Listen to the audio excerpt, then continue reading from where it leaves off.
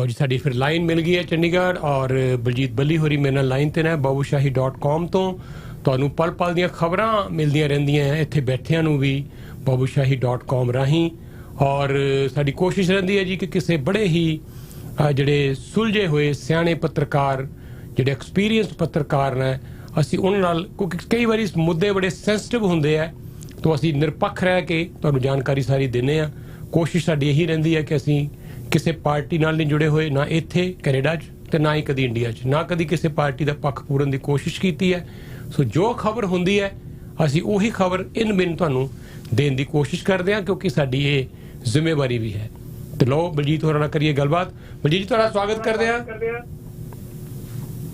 ਜੀ ਮਿਹਰਬਾਨੀ ਜੀ ਤੋਰ ਬਲਜੀਤ ਜੀ ਇਹ ਜਿਹੜਾ ਜੀ ਸਾਰੇ ਸਰੋਤਿਆਂ ਨੂੰ ਮੇਰੀ ਸਤਿ ਸ਼੍ਰੀ ਅਕਾਲ ਬਲਜੀਤ ਜੀ ਇਹ ਜਿਹੜਾ ਮੁੱਦਾ ਹੈ विक्रम मजीठिया होना वाला बड़ा पेचीदा होंदा जा रहा है सो एक पासे कहा जा रहा है कि पॉलिटिकल वेंडेटा है जानबूझ के कोशिश की जा रही है साडे मौके दी जिहड़ी इसले सरकार वालों कि पुराना कोई अपने पर्सनल स्कोर सैटल किए जान ये प्योरली पॉलिटिकल मोटिवेटेड है केस च कोई दम नहीं पर दूजे पासे कई लोग ये मान रहे हैं कि नहीं ये बड़ा पुख्ता केस है प्रॉपर इंक्वायरी तो बाद जिहड़ा रजिस्टर किया गया केस है जी जी तो की थोड़ी जी ना आवाज जी मैं समझ रहे हैं आप तुसी प्लीज कंटिन्यू करो हां हुन ठीक है नहीं हुन जी जी हुन ठीक आ रही है जी थोड़ा सवाल रिपीट कर दोगे प्लीज मेरा सवाल ये है कि एक पासे कहा जा रहा है कि प्योरली ये बदलाखोरी दी नीति नाल तैयार किया गया केस है विक्रम मजीठिया नु फसान वास्ते पर दूजे पासे कहा गया है कि प्रॉपर इंक्वायरी करके इन्वेस्टिगेशन तो बाद रजिस्टर किया गया केस है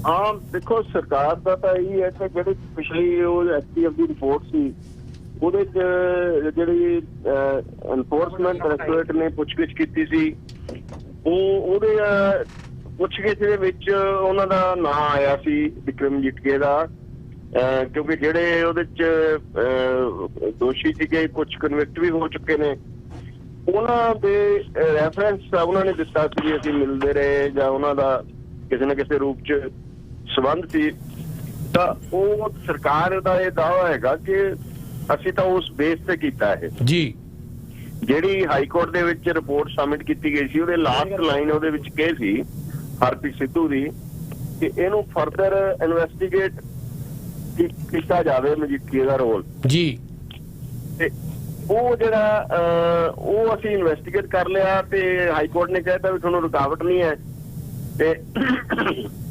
ਫਿਰ ਅਸੀਂ ਕਾਰਵਾਈ ਕਰ ਲਈ ਪਰ ਕੈਪਟਨ ਅਮਰਿੰਦਰ ਸਿੰਘ ਨੇ ਕੱਲ ਇਹ ਸਵਾਲ ਉਠਾਇਆ ਉਹਨੇ ਬਹੁਤ ਮੈਂ ਸਿਲੈਕਟਡ ਜਰਨਲਿਸਟਾਂ ਨਾਲ ਗੱਲ ਕੀਤੀ ਸੀ ਉਹਨੇ ਕਿ ਹਾਈ ਕੋਰਟ ਨੇ ਇਨਵੈਸਟੀਗੇਟ ਕਿਹਾ ਸੀ ਇਨਵੈਸਟੀਗੇਸ਼ਨ ਕਰਨ ਤੋਂ ਕਦੋਂ ਰੋਕਿਆ ਹਾਈ ਕੋਰਟ ਨੇ ਕਿਹਾ ਸੀ ਕਿ ਇਨਵੈਸਟੀਗੇਟ ਕਰਕੇ ਰਿਪੋਰਟ ਹਾਈ ਕੋਰਟ ਸਬਮਿਟ ਕਰੋ ਜੀ ਵੀ ਜਿਹੜਾ ਅੱਗੇ ਕਾਰਵਾਈ ਕਰਨ ਵਾਸਤੇ ਹਾਈ ਕੋਰਟ ਨੇ ਨਹੀਂ ਅਲਾਉ ਕੀਤਾ ਉਹਨਾਂ ਨੇ ਇਹ ਕਿਹਾ ਉਹਨਾਂ ਦਾ ਕਹਿਣਾ ਇਹ ਹੈ ਵੀ ਇਨਵੈਸਟੀਗੇਸ਼ਨ ਕਰਦੇ ਤੇ ਰਿਪੋਰਟ ਆਪਣੀ ਹਾਈ ਕੋਰਟ ਨੂੰ ਦਿੰਦੇ ਫਿਰ ਹਾਈ ਕੋਰਟ ਜਿਹੜੀ ਆ ਉਹ ਕਹਿੰਦੀ ਵੀ ਤੁਸੀਂ ਕਾਰਵਾਈ ਨਾ ਕਰੋ ਹਾਈ ਕੋਰਟ ਨੇ ਹੁਣ ਜਿਹੜਾ ਕਿਹਾ ਸੀ ਕਿ ਇਨਵੈਸਟੀਗੇਸ਼ਨ ਕਰਨ ਤੋਂ ਅਸੀਂ ਨਹੀਂ ਰੋਕਿਆ ਤੇ ਉਹ ਅਮਰਿੰਦਰ ਦਾ ਕਹਿਣਾ ਵੀ ਕਾਰਵਾਈ ਕਰਨ ਵਾਸਤੇ ਥੋੜਾ ਕਿਹਾ ਸੀ ਉਹਨਾਂ ਨੇ ਇਨਵੈਸਟੀਗੇਸ਼ਨ ਵਾਸਤੇ ਕਿਹਾ ਸੀ ਸੋ ਵੱਖ-ਵੱਖ ਦਾਅਵੇ ਨੇ ਅਕਾਲੀ ਦਲ ਦਾ ਇਹੀ ਹੈ ਕਿ ਇਹ ਵੈਂਡੇਟਾ ਪੋਲਿਟਿਕਸ ਹੈ ਇਹ ਬਦਲਾਖੋਰੀ ਦੀ ਪੋਲਿਟਿਕਸ ਹੈ ਇੱਥੇ ਤੱਕ ਕਿ ਅੱਜ ਅਜੀਤ ਦੇ ਜਿਹੜੇ ਚੀਫ ਐਡੀਟਰ ਨੇ ਬਲਜਿੰਦਰ ਸਿੰਘ ਹਮਦਰਦ ਉਹਨਾਂ ਨੇ ਐਡੀਟੋਰੀਅਲ ਲਿਖਿਆ ਸੀ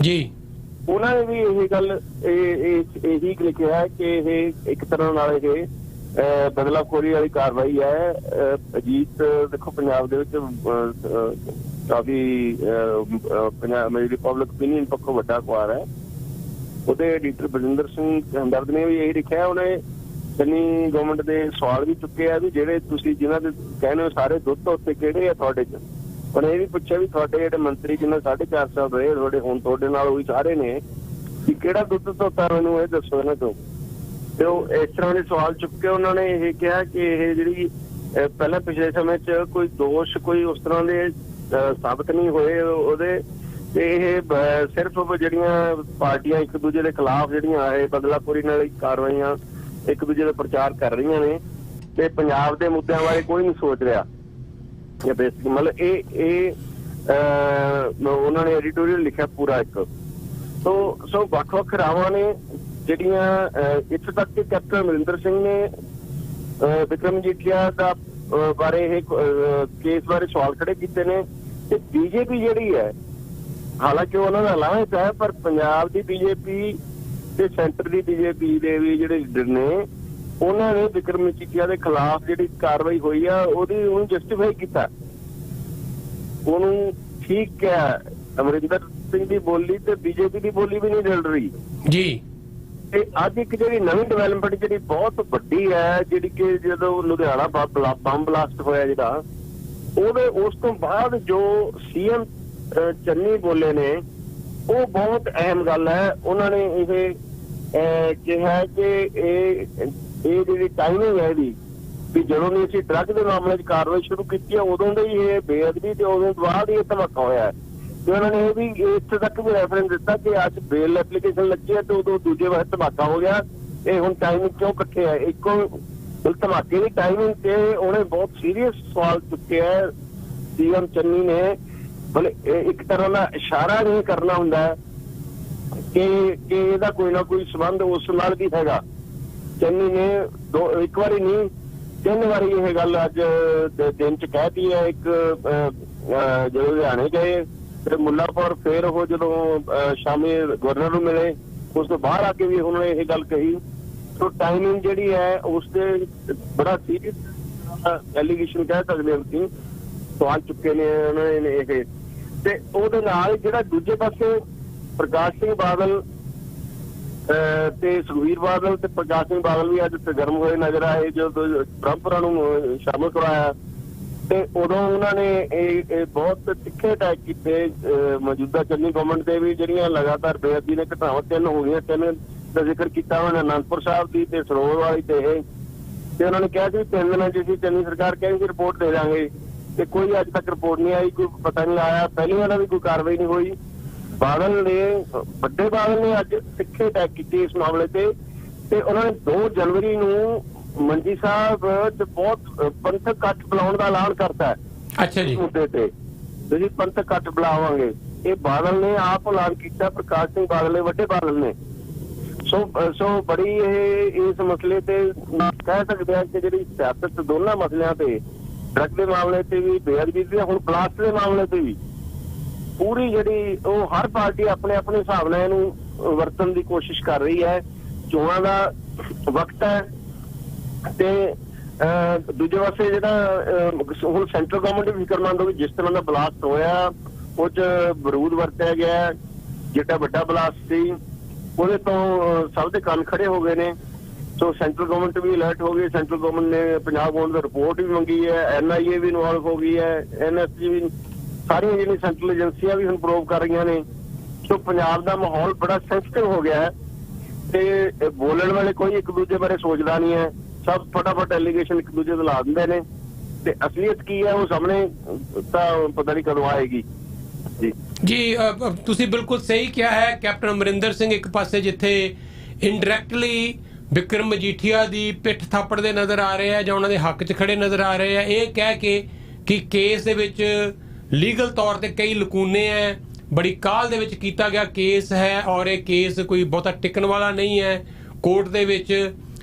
ਪਰਸਨਲ ਉਹਨਾਂ ਨੇ ਇਨਡਾਇਰੈਕਟਲੀ ਇਹ ਵੀ ਗੱਲ ਮੰਨੀ ਹੈ ਕਿ ਇਹ ਪਰਸਨਲ ਵੈਂਡੇਟਾ ਜ਼ਿਆਦਾ ਹੈ, ਇਹਨੂੰ ਬਹੁਤ ਵਧਾ ਚੜਾ ਕੇ ਜਿਹੜਾ ਪੇਸ਼ ਕੀਤਾ ਜਾ ਰਿਹਾ ਹੈ।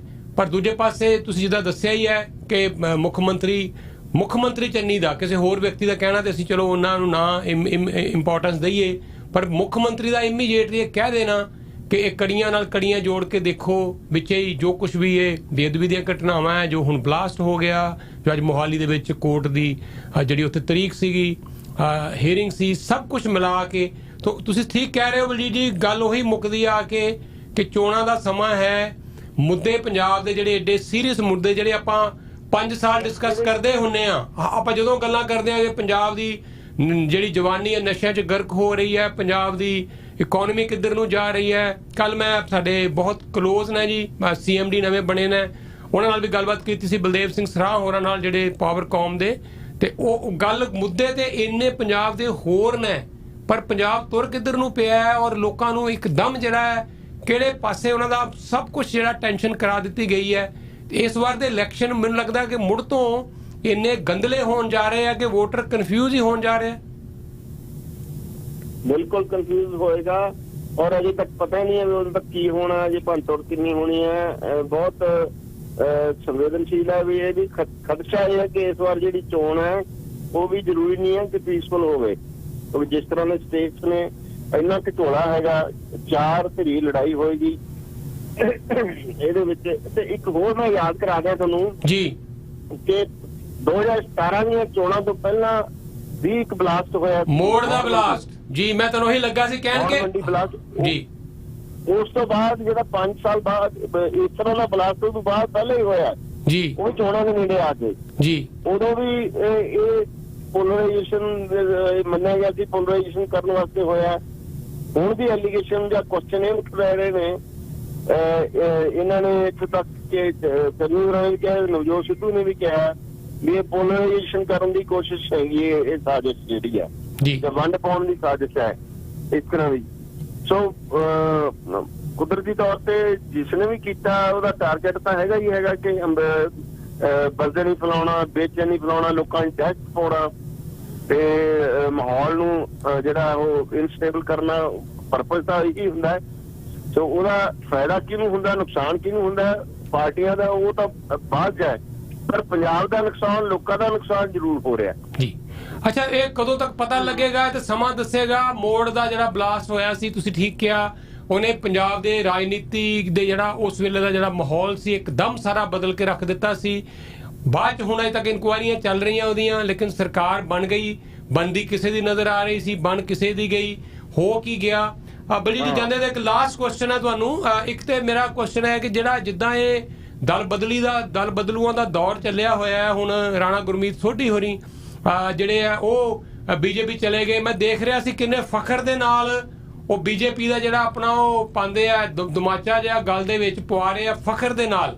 ਉਹ ਬੰਦਾ ਜਿਹੜਾ ਮਤਲਬ ਇੰਨੇ ਸਾਲ ਕਾਂਗਰਸ 'ਚ ਰਿਹਾ, ਪ੍ਰਾਊਡਲੀ ਕਾਂਗਰਸੀ ਆਪਣੇ ਆਪ ਨੂੰ ਕਹਿੰਦਾ ਰਿਹਾ, ਔਰ ਕਿੰਨੇ ਉਹਨੇ ਮਿਨਿਸਟਰੀਆਂ ਇੰਜੋਏ ਕੀਤੀਆਂ। ਉਮਰ ਦੇ ਇਸ ਪੜਾਅ ਤੇ ਆ ਕੇ ਹੁਣ ਕਿਵੇਂ ਸ਼ਾਨੋ ਸ਼ੌਕਤ ਨਾਲ ਉਹ ਬੀਜੇਪੀ ਜਾ ਕੇ ਪ੍ਰਾਊਡ ਮਹਿਸੂਸ ਕਰ ਰਹੇ ਹੈ। ਤਾਂ ਮਤਲਬ ਇਹਦਾ ਜਿਹੜਾ ਇੰਡੀਕੇਸ਼ਨ ਇਹ ਨਜ਼ਰ ਆ ਰਹੀ ਹੈ ਕਿ ਹੋਰ ਬੜੇ ਬੰਦੇ ਐਸੇ ਹੋਣਗੇ ਜਿਹੜੇ ਹੌਲੀ ਹੌਲੀ ਇਹਨਾਂ ਆਉਣ ਵਾਲੇ ਦਿਨਾਂ ਦੇ ਵਿੱਚ ਬੀਜੇਪੀ 'ਚ ਰਲਦੇ ਨਜ਼ਰ ਆਉਣਗੇ।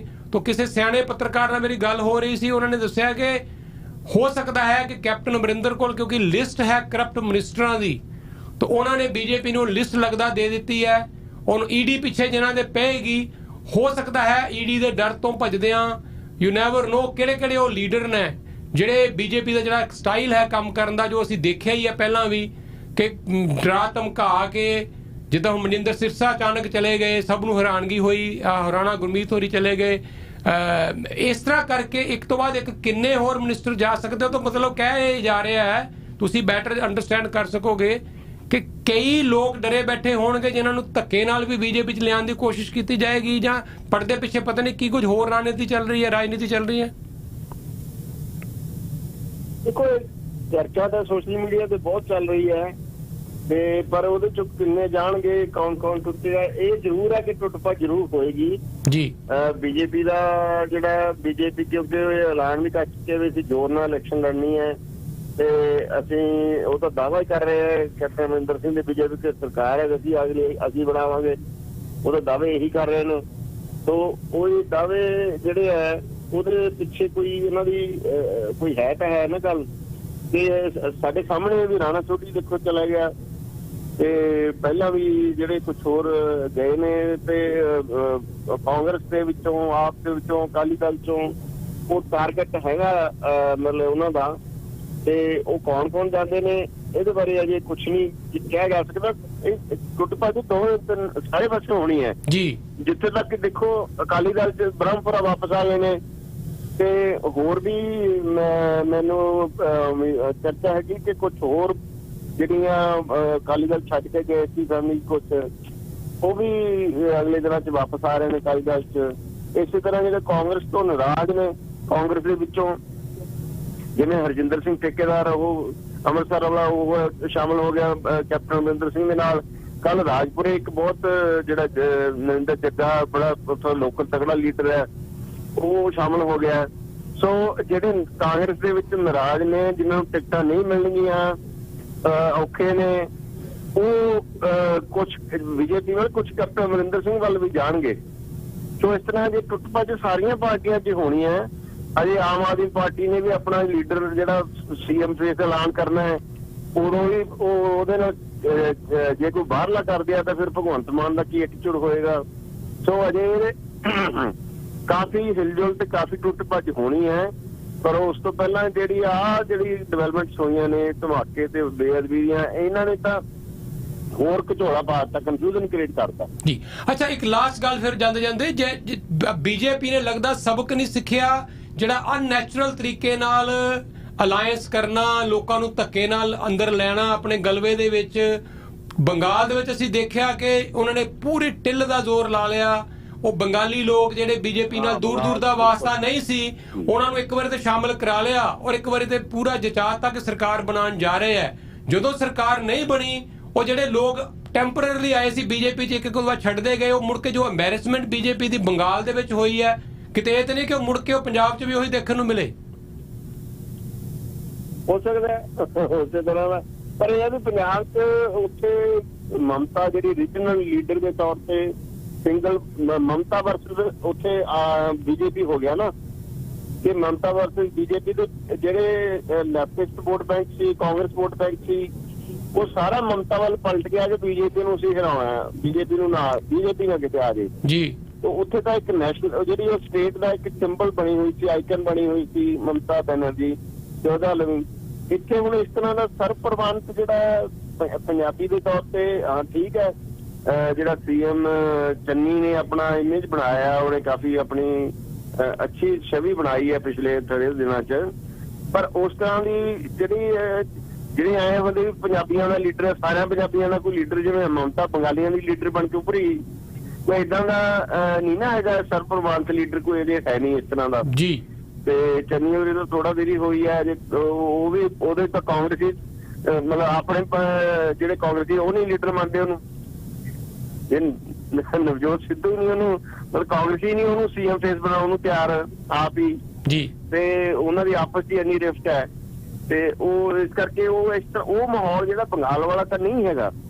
ਪਰ ਠੀਕ ਹੈ, ਬੰਗਾਲ 'ਚ ਵਾਲੇ ਜਿਹੜੇ ਬੀਜੇਪੀ ਜਿਹੜੀ ਤੁਸੀਂ ਕਹਿ ਰਹੇ ਹੋ ਕਿ ਜੇ ਕੋਈ ਜ਼ਬਰਦਸਤੀ ਜਾਂ ਕੋਈ ਫੋਰਸਫੁਲੀ ਜਾਂ ਬਲੈਕਮੇਲ ਕਰਕੇ ਸ਼ਾਮਲ ਕੀਤੇ ਜਾਂਦੇ ਬੰਦੇ, ਤਾਂ ਉਹਨਾਂ ਦਾ ਬਾਅਦ 'ਚ ਕੀ ਉਹ ਟਿਕ ਸਕਣਗੇ, ਇਹ ਹੁਣ ਮਤਲਬ ਸਮਝ ਦੱਸੇਗਾ। ਠੀਕ ਹੈ ਬਲਜੀਤ ਜੀ, ਬਹੁਤ ਬਹੁਤ ਸ਼ੁਕਰੀਆ। ਪਰ ਇੱਕ ਵਾਰੀ ਫਿਰ ਤੋਂ ਅਫਸੋਸ ਦੀ ਗੱਲ ਇਹੀ ਹੈ ਕਿ ਪੰਜਾਬ ਦੇ ਇਲੈਕਸ਼ਨ ਮੁੜ ਤੋਂ ਲੱਗਦਾ ਉਸੇ ਤਰ੍ਹਾਂ ਹੀ ਜਿਹੜੀ ਇਹ ਕੀ ਸ਼ਬਦ ਵਰਤਾਂ ਇਹਦੇ ਲਈ ਜੋ ਬਣਨ ਜਾ ਰਹੇ ਇਲੈਕਸ਼ਨ, ਇਹ ਅੱਛੀ ਗੱਲ ਨਹੀਂ ਹੈ। ਮੁੱਦਿਆਂ ਤੇ ਰਾਜਨੀਤੀ ਹੋਣੀ ਚਾਹੀਦੀ ਸੀ, ਮੁੱਦਿਆਂ ਤੇ ਇਹ ਇਲੈਕਸ਼ਨ ਹੋਣੇ ਚਾਹੀਦੇ ਸੀ। ਜੋ ਮੁੜ ਤੋਂ ਲੱਗਦਾ ਮੁੜ ਕੇ ਪੰਜਾਬੀਆਂ ਨੂੰ ਇੰਨਾ ਜ਼ਿਆਦਾ ਜਿਹੜਾ ਗੰਦਲਾ ਹੁੰਦਾ ਜਾ ਰਿਹਾ ਮਾਹੌਲ। ਤੇ ਤੁਹਾਨੂੰ ਜਾਂਦੇ ਜਾਂਦੇ ਸਾਨੂੰ ਦੱਸ ਦਿਓ ਕਿ ਕੀ ਲੱਗ ਰਿਹਾ ਹੈ ਹੁਣ ਬਿਕਰਮ ਮਜੀਠੀਆ ਦਾ ਕੀ ਫਿਊਚਰ ਹੈ। ਮਤਲਬ ਉਹਨਾਂ ਨੇ ਜ਼ਮਾਨਤ ਦੇ ਲਈ ਐਂਟੀਸਪੇਟਰੀ ਬੇਲ ਤੇ ਅਪਲਾਈ ਕਰ ਦਿੱਤੀ ਹੈ। ਟੂ ਅਰਲੀ ਟੂ ਸੇ ਕਿ ਕੋਰਟ ਕੀ ਫੈਸਲਾ ਕਰਦੀ ਹੈ, ਪਰ ਆਮ ਤੌਰ ਤੇ ਇਸ ਤਰ੍ਹਾਂ ਕੱਲ ਦੁਬਾਰਾ ਸੁਣਵਾਈ ਹੋਏਗੀ। ਸਰਕਾਰ ਨੂੰ ਨੋਟਿਸ ਦਿੱਤਾ ਉਹਨਾਂ ਨੇ ਜੀ, ਕੋਰਟ ਨੇ, ਕੱਲ ਸੁਣਵਾਈ ਹੋਏਗੀ। ਵੈਸੇ ਪਹਿਲਾਂ ਆਮ ਤੌਰ ਤੇ ਇਹੋ ਜਿਹੇ ਕੇਸਾਂ ਦੇ ਵਿੱਚ ਜਿਹੜੀਆਂ ਹੇਠਲੀਆਂ ਅਦਾਲਤਾਂ ਤੋਂ ਜ਼ਮਾਨਤ ਨਹੀਂ ਮਿਲਦੀ ਜੀ, ਉਹ ਹਾਈ ਕੋਰਟ ਜਾਂ ਸੁਪਰੀਮ ਕੋਰਟ 'ਚ ਜਾਂਦੇ ਨੇ ਜੀ। ਪਰ ਇਸ ਕੇਸ 'ਚ ਕੀ ਕਰੇਗੀ ਕਿ ਅਦਾਲਤ ਕਿਸ ਤਰ੍ਹਾਂ ਕਰੇਗੀ ਕਿ ਉਹ ਹਾਈ ਪ੍ਰੋਫਾਈਲ ਕੇਸ ਹੈ ਤੇ ਉਹਦੇ 'ਚ ਜਿਹੜੇ ਜੱਜ ਹੁੰਦੇ ਨੇ ਬੜੇ ਕੌਨਸ਼ੀਅਸ ਹੁੰਦੇ ਨੇ ਇਸ ਮਾਮਲੇ ਵਿੱਚ ਵੀ ਕੋਈ ਇਸ ਤਰ੍ਹਾਂ ਦਾ ਰਿਫਲੈਕਸ਼ਨ ਮੇਰੇ ਤੇ ਨਾ ਆ ਜਾਏ ਕੋਈ ਜੀ। ਤੋਂ ਕੀ ਅਦਾਲਤ ਕੱਲ ਸੁਣਵਾਈ ਹੋਏਗੀ, ਉਸ ਤੋਂ ਬਾਅਦ ਫੈਸਲਾ ਹੋਏਗਾ। ਜੇ ਅਦਾਲਤ ਤੇ ਰਿਜੈਕਟ ਕਰ ਦਿੰਦੀ ਹੈ ਬੇਲ ਤਾਂ ਫਿਰ ਉਹ ਹਾਈ ਕੋਰਟ ਜਾਣਗੇ। ਜੇ ਹਾਈ ਕੋਰਟ 'ਚ ਨਿਬੜਦਾ ਕੀ ਹੈ ਜੇ ਈਵਨ ਜੇ ਹਾਈ ਕੋਰਟ 'ਚ ਵੀ ਰਿਜੈਕਟ ਹੋ ਜਾਂਦੀ ਹੈ ਤਾਂ ਫਿਰ ਉਹ ਸੁਪਰੀਮ ਕੋਰਟ ਤੱਕ ਜਾਣਗੇ। ਹਾਂ, ਮੀਨ ਟਾਈਮ ਜੇ ਉਹਨਾਂ ਚਿਰ ਤੱਕ ਅਰੈਸਟ ਨਹੀਂ ਹੁੰਦੀ ਬਿਕਰਮ ਮਜੀਠੀਆ ਦੀ, ਉਹ ਅਜੇ ਕੁਝ ਕਹਿ ਨਹੀਂ ਜਾ ਸਕਦਾ। ਪੁਲਿਸ ਦੀ ਕੋਸ਼ਿਸ਼, ਸਰਕਾਰ ਦੀ ਕੋਸ਼ਿਸ਼ ਆਈ ਹੈ ਕਿ ਉਹਨੂੰ ਅਰੈਸਟ ਕੀਤਾ ਜਾਵੇ। ਜਿਹੜੇ ਲੁੱਕ ਆਊਟ ਸਰਕੂਲਰ ਵੀ ਜਾਰੀ ਕੀਤਾ ਹੈ, ਏਅਰਪੋਰਟ ਤੇ ਵੀ ਕਿਤੇ ਬਾਹਰ ਨਾ ਚਲੇ ਜਾਏ ਇਸ ਤਰ੍ਹਾਂ ਦਾ ਜੀ। ਬਹੁਤ ਘੱਟ ਕੁਝ ਕਹਿ ਨਹੀਂ ਜਾ ਸਕਦਾ ਇਹਦੇ ਬਾਰੇ ਜੀ। ਜੀ ਬਹੁਤ ਘੱਟ ਲੋਕਾਂ ਨੂੰ ਪਤਾ ਹੋਏਗਾ ਕਿ ਜਦੋਂ ਕੈਪਟਨ ਅਮਰਿੰਦਰ ਸਿੰਘ ਦੀ ਪਹਿਲੀ ਵਾਰ ਸਰਕਾਰ ਬਣੀ ਹੈ ਤੇ ਸੁਖਬੀਰ ਬਾਦਲ ਤੇ ਪ੍ਰਕਾਸ਼ ਸਿੰਘ ਬਾਦਲ ਹੋਰੀ ਜਦੋਂ ਜੇਲ੍ਹ 'ਚ ਗਏ ਆ ਤੇ ਬਿਕਰਮ ਮਜੀਠੀਆ ਉਦੋਂ ਉੱਥੋਂ ਪੰਜਾਬ ਤੋਂ ਚੁੱਪ ਚਪੀਤੇ ਭੱਜ ਕੇ ਨਿਕਲ ਕੇ ਇੱਥੇ ਕੈਨੇਡਾ ਆ ਗਏ ਸੀ। ਬਲਜੀਤ ਜੀ ਇੱਥੇ ਉਹ 6 ਮਹੀਨੇ ਰਹੇ ਔਰ ਕਿਸੇ ਨੂੰ ਪਤਾ ਨਹੀਂ ਸੀ ਕਿ ਵਿਕਰਮ ਮਜੀਠੀਆ ਇੱਥੇ ਉਹਨਾਂ 'ਚ ਆਮ ਵਿਚਰਦੇ ਰਹਿੰਦੇ ਸੀ। ਤੋ ਹੁਣ ਬਹੁਤ ਦੇਰ ਬਾਅਦ ਫਿਰ ਪਤਾ ਲੱਗਾ ਕਿ ਉਹ ਸਾਰਾ ਸਮਾਂ ਉਹਨਾਂ ਨੇ, ਉਹ ਤਾਂ ਉਹਨਾਂ ਦੇ ਪਰਿਵਾਰ ਨੇ, ਉਹਨਾਂ ਦੇ ਮਾਤਾ ਪਿਤਾ ਵੀ ਫਿਰ ਬਾਅਦ 'ਚ ਮੈਂ ਕਿਹਾ ਇੱਥੇ ਆ ਗਏ ਸੀ। ਉਦੋਂ ਉਹ ਰੂਪੋਸ਼ ਹੋ ਕੇ ਇੱਥੇ ਰਹੇ ਬਹੁਤ ਕਈ ਮਹੀਨੇ, ਔਰ ਜਦੋਂ ਫਿਰ ਨਾਰਮਲ ਹੋ ਗਿਆ ਮਾਹੌਲ ਸਾਰਾ ਉੱਥੇ, ਫਿਰ ਉਹ ਵਾਪਸ ਗਏ ਸੀ। ਤੋ ਹਜੇ ਵੀ ਕਈ ਲੋਕਾਂ ਨੂੰ ਲੱਗ ਰਿਹਾ ਕਿ ਕਿਤੇ ਇਹ ਨਾ ਹੋਵੇ ਕਿ ਉਹ ਕੈਨੇਡਾ ਹੀ ਪਹੁੰਚ ਚੁੱਕੇ ਹੋਣ, ਪਰ ਲੱਗਦਾ ਨਹੀਂ, ਇਹਦੇ ਚਾਂਸਸ ਘੱਟ ਨੇ। ਉਦੋਂ ਰਾਜਨੀਤੀ ਸਰਗਰਮ ਨਹੀਂ ਸੀਗੇ ਜੀ, ਤੇ ਨਾ ਹੀ ਉਹਨਾਂ ਲੋਕ ਬਹੁਤ ਜਾਣਦੇ ਸੀ ਉਦੋਂ ਉਹਨਾਂ ਨੂੰ। ਹਾਂ, ਨਹੀਂ ਸੀ ਜਾਣਦੇ, ਦੇਸ਼ ਵੀ ਨਹੀਂ ਸੀ ਜਾਣਦੇ ਬਹੁਤ ਲੋਕ। ਜੀ ਜੀ ਬਿਲਕੁਲ, ਉਦੋਂ ਹੋਰ ਸੀ, ਕੰਟੈਕਟ ਹੋਰ ਸੀ, ਪ੍ਰਸੰਗ ਹੋਰ ਸੀ, ਹੁਣ ਹੋਰ ਤਰ੍ਹਾਂ ਦਾ। ਬਿਲਕੁਲ ਠੀਕ ਹੈ ਜੀ। ਤੋ ਐਨੀਵੇ ਵਿਕਰਮ ਮਜੀਠੀਆ ਕਿੱਥੇ ਨੇ, ਪੁਲਿਸ ਉਹਨਾਂ ਨੂੰ ਤਲਾਸ਼ ਕਰ ਰਹੀ ਹੋਏਗੀ, ਪਰ ਉਹ ਡੈਫੀਨੇਟਲੀ ਚਾਹਣਗੇ ਕਿ ਪਹਿਲਾਂ ਅਗਾਊਂ ਜ਼ਮਾਨਤ ਮਿਲ ਜਾਏ ਫਿਰ ਹੀ ਉਹ ਸਰਫੇਸ ਦੁਬਾਰਾ ਹੋਣ। ਪਰ ਐਨੀਵੇ ਇਹ ਜਿਹੜੀ ਉਹਨਾਂ ਦੀ ਖੇਡ ਹੈ, ਪੁਲਿਸ ਦੀ ਉਹਨਾਂ ਨੂੰ ਭਾਲ ਹੈ, ਇਹ ਜਾਰੀ ਰਹੇਗੀ। ਅਸੀਂ ਦੇਖਿਆ ਹੈ ਕਿ ਸੁਮੇਧ ਸਿੰਘ ਸੈਣੀ ਹੋਰਾਂ ਨੂੰ ਵੀ ਕਈ ਵਾਰ ਇਸ ਤਰ੍ਹਾਂ ਲੁੱਕ-ਆਊਟ ਨੋਟਿਸ ਜਾਰੀ ਹੋਏ, ਕਈ ਵਾਰੀ ਉਹਨਾਂ ਨੂੰ ਛਾਪੇ ਮਾਰੇ ਗਏ, ਪਰ ਅਖੀਰ 'ਚ ਜਾ ਕੇ ਫਿਰ ਕਿਤੇ ਨਾ ਕਿਤੇ ਜ਼ਮਾਨਤ ਲੈ ਹੀ ਲੈਂਦੇ ਰਹੇ ਆ, ਉਹ ਬਚਦੇ ਰਹੇ ਆ ਆਪਣੀ ਗ੍ਰਿਫਤਾਰੀਆਂ ਤੋਂ। तो let us see what happens tomorrow, court की फैसला कर दिया है। पर बलजीत जी बहुत बहुत शुक्रिया, और कल अगर कुछ बहुत इंपॉर्टेंट गल हुई तो खेचल फेर देंगे, ठीक है जी जी, धन्यवाद, thank you sir, thank you. ये सन बलजीत बली हो रही बाबूशाही.com तो साडे नाल कर रही सी गलबात।